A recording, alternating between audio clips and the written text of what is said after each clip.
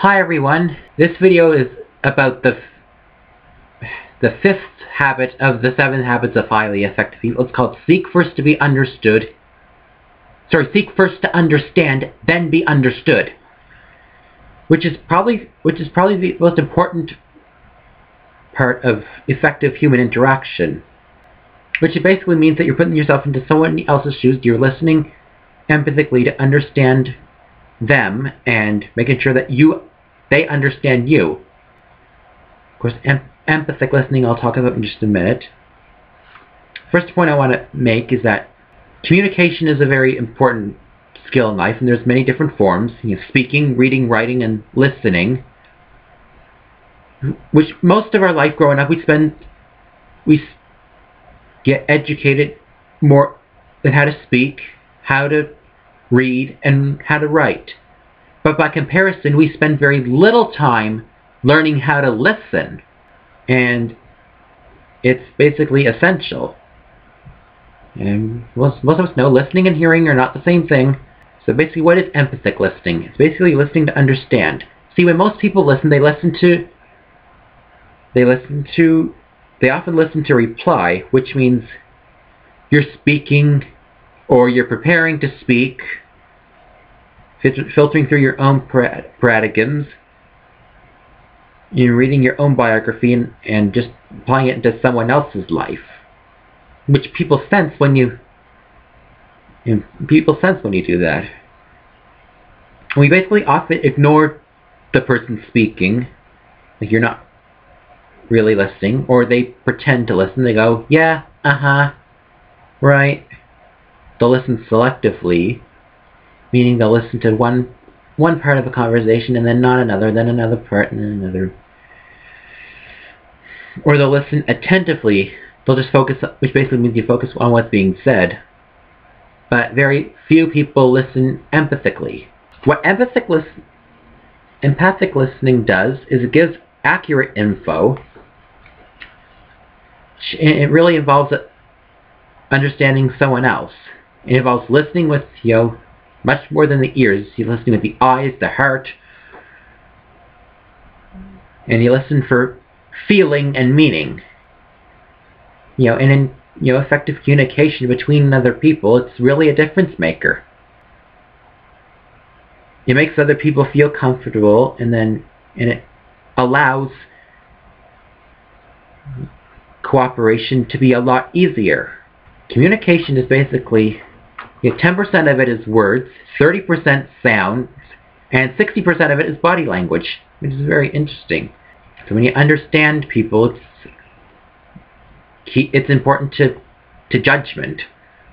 You don't understand by judging. The other way around. It's inside out.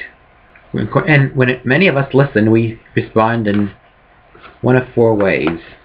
Basically, the 4 autobiographical responses. Whether we evaluate, or we agree or disagree, which means you agree or disagree. We probe, ask questions from our own frame of reference. We advise, do counseling and based on experience, we interpret and try to figure people out and explain motives and behaviors based on our own motives and behaviors. And to empathic listening, there are 4 stages.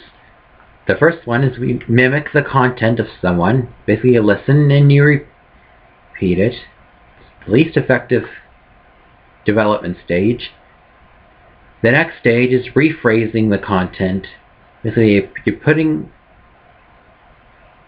their meaning into your own words, and it's better than the first one, but it limits verbal communication. Third one is you're reflecting the feeling, and this stage gives more attention to feeling and not as much to saying. And the last stage is basically you're rephrasing and you're reflecting the feeling, and you're basically using both sides of the brain to do so, to understand one person's communication. And it helps One person works through their own thoughts and feelings. And as one becomes more confident in the desire to understand, the barrier between what's going on inside of them and reality disappears. So this is a pretty important habit in terms of interacting with other people. You gain knowledge from someone else, and it empowers themselves to open up themselves up to you. So basically the last part of it, which is the smaller part of the equation, is being understood. And this is the part of the habit that takes courage. The other part of the habit takes consideration. And so this part of the habit, a good way to think of it is a philosophy that the Greeks had,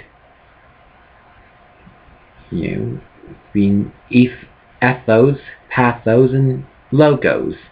Ethos basically includes personal credibility, faith and integrity and competency, and the trust you inspire, and the emotional bank account.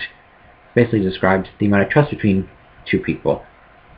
The pathos basically includes the empathic side of philosophy, feeling, being in alignment with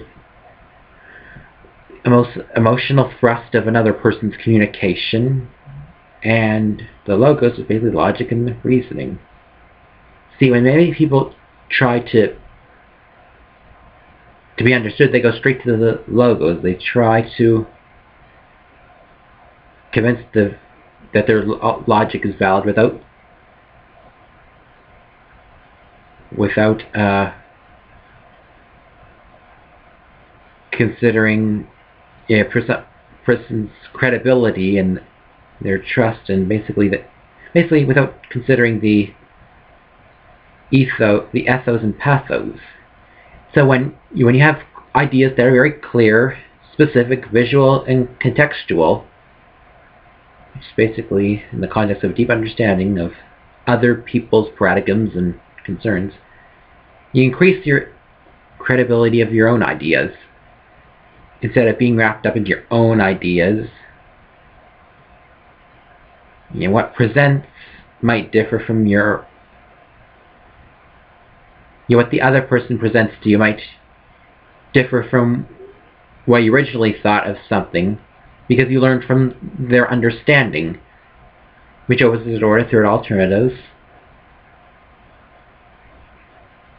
And differences between other people are now stepping stones towards synergy, and they're not stumbling blocks.